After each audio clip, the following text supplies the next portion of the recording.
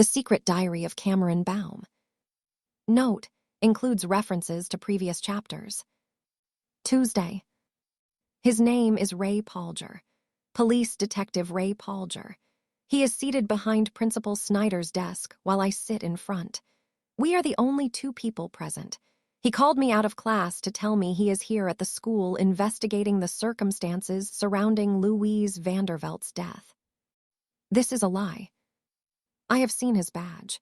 It says LVPD, not LAPD. Las Vegas Police Department. I know why he is here. He knows why he is here. Neither of us will admit it. Yet, it's hard to believe your young friend allowed her weight to drop to 85 pounds. What an awful waste of a young life. He shakes his head. The things you girls will do for vanity. He smiles reassuringly, offering a glimpse of yellowing teeth. Ray Palger is a human male in late middle age. I estimate he is at least 40 pounds above what a human of his age and height should weigh. His stomach strains against his shirt buttons. His hair is graying and starting to thin. Some humans age well. Some go to great lengths to preserve their youth. Others are like Ray Palger, vanity-free and falling apart at the seams. Did you know Miss Vandervelt well? No. Palger nods, shifts his weight slightly. The front of his dark sports jacket gapes open, affording me a glimpse of a tan holster. He is carrying a concealed weapon, a .38 handgun. It has rubber bands wrapped around the grip. I notice that occasionally his eyes leave my face and stare at my chest. It is possible he suspects I am also carrying a concealed weapon. He is mistaken. I am a weapon. There is no need for concealment. I hear you attended the funeral. That must have been very upsetting for a girl your age, to witness mortality up close and personal, especially when you're bursting with youth and vitality. He licks his lips, and his eyes wander over my chest again. I decide the time has come to end the pretense. You are not here to investigate Louise Vandervelt, Detective Palger. Really? Palger leans back in his chair. It creaks under his weight. And what makes you say that, Miss Baum? Your badge is LVPD. Los Angeles is out of your jurisdiction. Well spotted. Your principal told me you were an exceptional student in certain respects. Observation is evidently one of them. Do you know why I'm here? No, I lie. He reaches down by his side and places a briefcase on the desk. The clasps pop open. I am ready should he extract a high-caliber weapon. But he doesn't. Instead, he withdraws 3 glossy photographs and places them in a line on the polished wood-grain desk surface. Do you recognize these men? I examine the photographs. My facial recognition software pings immediately. I do indeed recognize the 3 men. They are the men who attempted to extort the money Becca Shaughnessy and I won in Las Vegas. It was necessary for me to terminate them, but I did not dispose of the bodies, merely leaving them where they fell. As humans sometimes say, it looks like this omission is about to return and bite me in the ass. I have never seen them before, I lie. Palger nods. His eyes flick across my chest once more. Does he still suspect I carry a concealed weapon there of all places? The bulge would be a giveaway. Perhaps he is a fool, but I will not make that assumption prematurely. I need to know what he knows and what he thinks I know before I decide his fate. He has shrewd, hard eyes despite a soft body. If it becomes necessary to terminate, then I may have to terminate Principal Snyder and his secretary also, since both know I am here. In fact, the whole faculty may need terminating to cover my tracks. And to cause a bloodbath on school premises would likely end up on my permanent record. The older man is Frank D'Angelo. They called him Frankie D or Frank the Duck. Why Frank the Duck? He does not resemble a duck. There is a marked absence of feathers. Palger smiles. Amusing. It's a nickname he picked up in his teens to do with his initials and how he styled his hair back then. A DA, duck's ass. There is a hairstyle called a duck ass. Duck's ass. It was popular before your time. Frank was low-level mafiosa. Those types love their nicknames. Makes them seem romantic, heroic, even when all they really are is jumped-up thugs. Mafiosi, a criminal organization largely composed of Italian Americans. Their long history scrolls down my HUD. It is a bloody history full of murders and violence. The human race were busy killing each other long before the advent of Skynet. The other two men are also known mob associates. You see, until 9 months ago, Frank D'Angelo worked as a pit boss at a Las Vegas casino. Perfectly legit far as we can tell, but in Vegas, that's a line that's often blurred. Then they were discovered murdered in a Los Angeles warehouse down by the docks. I remain silent. He is not telling me anything I don't already know. Frank was shot 3 times at point-blank range. He didn't even draw his piece, which suggests he either knew his attacker or felt he had nothing to fear from them. A fatal error. Yup, one you make only once. One of the other men had his neck broken while the other, poor SOB, excuse my language, had his skull crushed. He was identified by DNA. His face was, well, let's just say even his own mother wouldn't have recognized him. What does this have to do with me? Frank had a notebook on him when he died. It was full of names, contacts, people who owed him money back in Vegas. He was running a loan shark business on the side, it appears, lending to gamblers who couldn't obtain credit elsewhere and were prepared to pay the vig. Prime suspects, naturally, but we checked them all. Every one of them had an alibi, but there was one name we never could track down, a Cameron Baum. I remained silent. His eyes flit over my chest again and back to my eyes. We assumed Cameron Baum was a man's name, no offense, but it's not on the grid. No priors, no nothing. Of course, we never thought to check the high school rolls for a teenage girl. Then this Louise chick dies in suspicious circumstances, the details go into the system, and suddenly your name gets red flagged. Turns out you're the only Cameron Baum in the entire Los Angeles area. You believe that? It seems plausible. So, mind telling me why a scuzzbag like Frank D. should have your name written down? I don't know. Ever been to Vegas? No, I lie again. Owe anybody money? No. Curiousier and curiousier. And I'll tell you what else is curious. The casino where Frank worked had someone walk off with $1 million win at roulette about a month before he got iced. By the time I was assigned the case, the security footage from the casino floor had been wiped. They only keep it for a few days before they record over. But the casino croupiers remember the woman well enough. They always recall the high rollers, especially the ones that win big. Young, long brown hair, pale skin, showed no emotion even when she won all that money. It's a description that fits you to a T. And many females, I point out. True, you know this man. Detective Pjazz places another glossy photograph on the desktop. Again, my facial recognition software pings. It is the biker, the man from the club parking lot whose Harley-Davidson motorbike I stole. The last time I saw him, he was face up in a dumpster, dead. He doesn't look familiar, I lie. Sonny Phelps, one of Los Angeles' many resident lowlifes.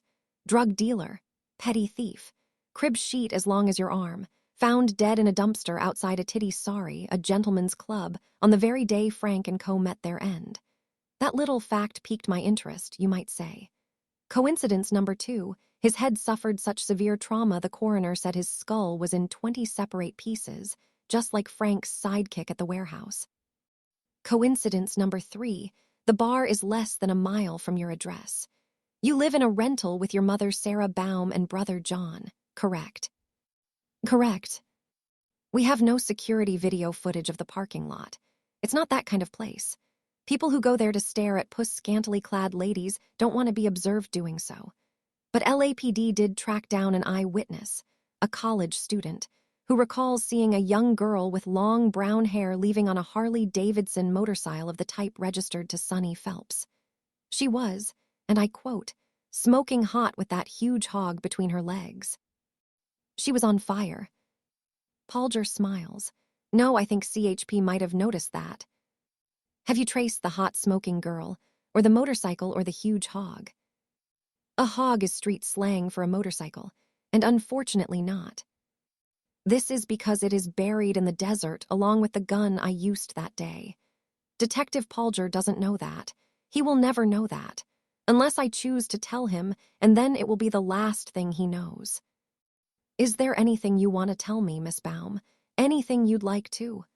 His eyes drop from my face again. Get off your chest. I want to tell him how close he is to losing his life. How trivial and unimportant these men's deaths are compared to the nuclear holocaust to come.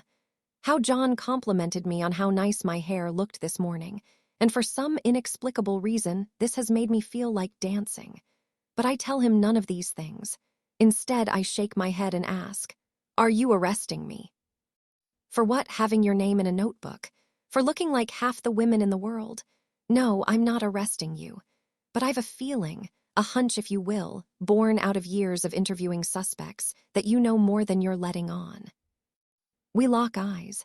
He blinks first, shuffles the photographs, and returns them to his attaché case. May I leave now? Be my guest. I'll be here in LA a few more days. Perhaps we'll cross paths. Walking towards the door, I sense Detective Polger's eyes on my back. It makes a change from my chest. John is full of questions as we ride home together in the Jeep. News of a police officer on school premises swept the classrooms like wildfire, causing many unsubstantiated rumors to circulate. Half the football team took a sick day, John recounts with a grin. Thought it was drug bust and they were going to be ordered to provide a urine sample. Those dumb jocks. I assure him no urine sample was requested. This is just as well since I possess no urine to be sampled. Perhaps I should borrow some next time. When John has stopped laughing at what he appears to think was my attempt at humor, he asks, "What did he want? Are you in trouble? Is there something you haven't told me? Tell me. That's an order." He listens to my story in silence. Occasionally, his hands flex on the steering wheel, his knuckles showing white through the skin. Is this a good sign or a bad sign? I do not know. Human emotions are still notoriously difficult for me to judge. Finally, he looks me in the eye and says, "You realize Mom is going to seriously freak out." Home. Sarah Connor's lips compress into a tight line, splitting her face like an ugly scar as John retells my story. It is not a good look for her, for a woman of her advancing years. I try to tell her this, but it seems to make her even angrier. Christ, John, you told me her friendship with this girl Brenda. Becca was harmless. It would help with her fitting in to be less conspicuous. It has. Cameron tried to save that girl's life last weekend. That's got to be worth something.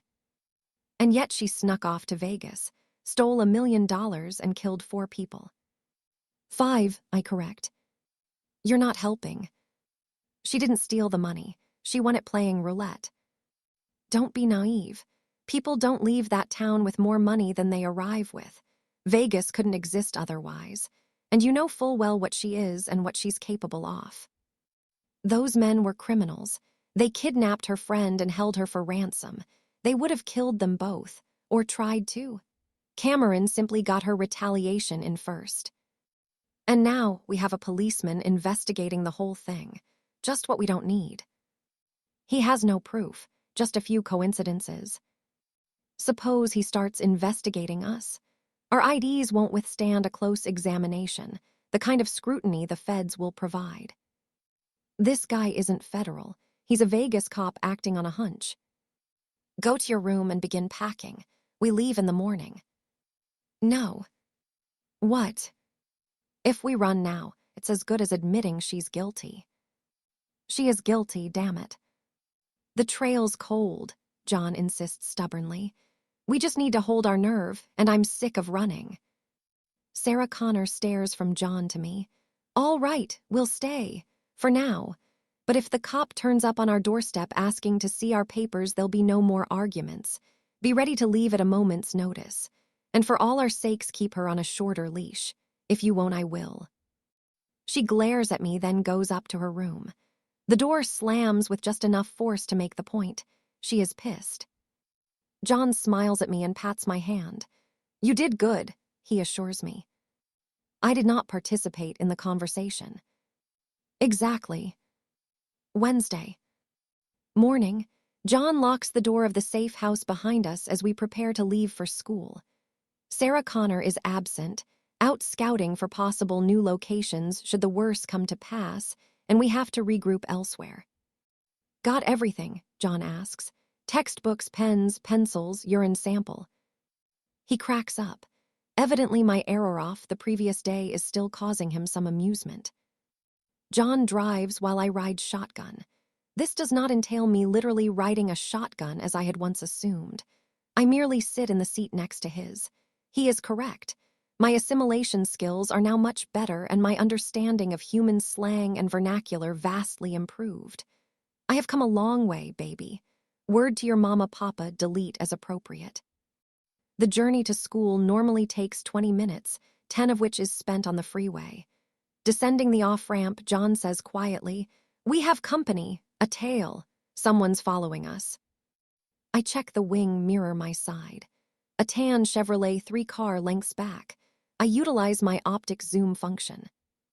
Detective Pjazz, he is alone. Damn, good job Mom's not with us. Because she would seriously freak out. No, she'd be insufferable because she's right. This guy's not going to just go away. John pounds his palms on the steering wheel in frustration. Are we carrying any weapons in the trunk? An Uzi sub with extra magazines. A pump-action shotgun with rounds.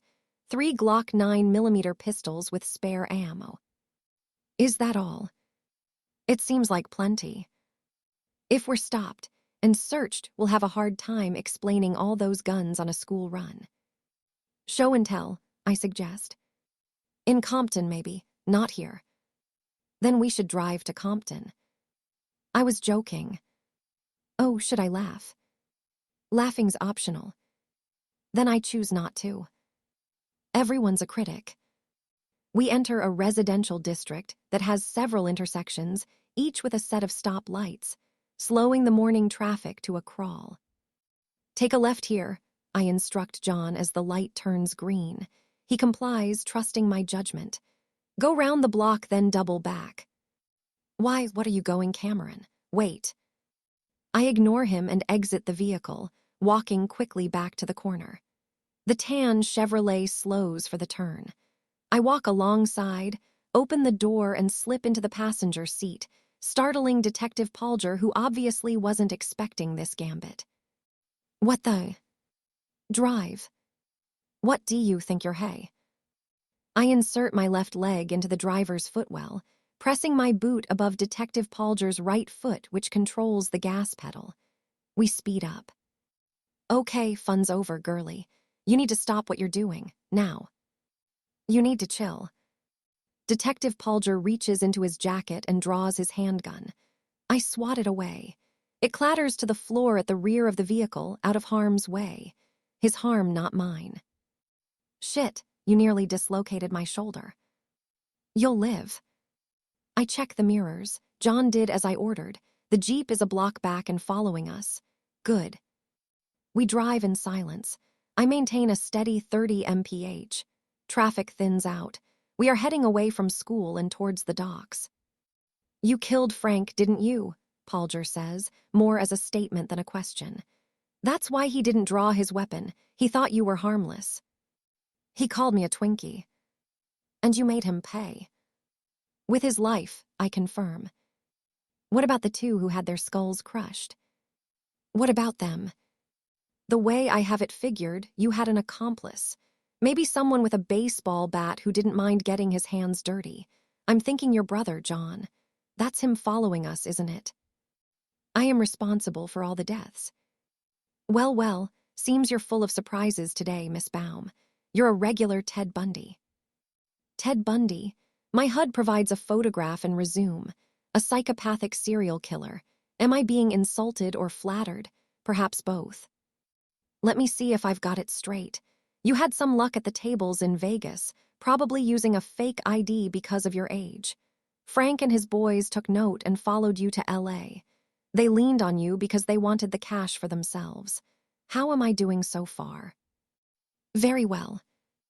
But you weren't the pushover they expected. You're obviously tougher than you look, so you could argue it was self-defense. Look, Miss Baum Cameron, make a full confession to me and maybe it'll work out not so bad. You'll do jail time, I'm not gonna kid you about that. Murder is still murder, but with the extenuating circumstances, your youth, a sympathetic judge, and maybe you're out by the time you're 30. That's a pretty good deal. What do I say? What I say is nothing.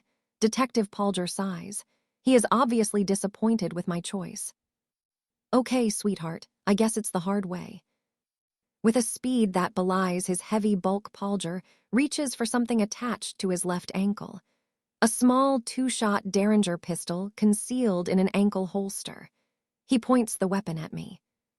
Small but deadly, and I will use it, make no mistake about that. Take your foot off the gas and put your hands where I can see them. I put my right hand where he can see it over the muzzle of the gun. 2 shots, one after the other, the explosions loud in the enclosed space, the smell of cordite. My hand absorbs both impacts. I turn my palm over. There in a smudge of gunshot residue are the 2 bullets neatly embedded in my pseudo-flesh. I prise them out with my left hand. They are flattened circles of lead, harmless. I drop them in the space between us. No more surprises, Detective Polger. W, who are you? Wrong question. Try, what am I? What are you? Nemesis. I increase the pressure on the gas pedal. We are now traveling at 70 mph through a sparsely populated industrial estate. What are doing? Slow down. The speedo reaches 100 mph, a nice round figure for what is to occur. You crazy bitch. If I lose control and crash, you die too. You would think. Ahead of us looms the high concrete abutment of a warehouse loading bay. I reach over and twist the wheel. Polger tires to resist, but I easily overpower him. The vehicle arrows in the direction I intend, straight to the scene of the accident. Impact. Rending metal and shattered windscreen. Tiny fragments of glass that glitter and hang in the air like galaxies spinning in the void. Time appears to slow. Multiple red warning lights appear in my HUD. Damage sustained. System failures on a massive scale. Repair functions falter and stall. Overwhelmed. Default. Shutdown. Everything goes dark. Everything ends.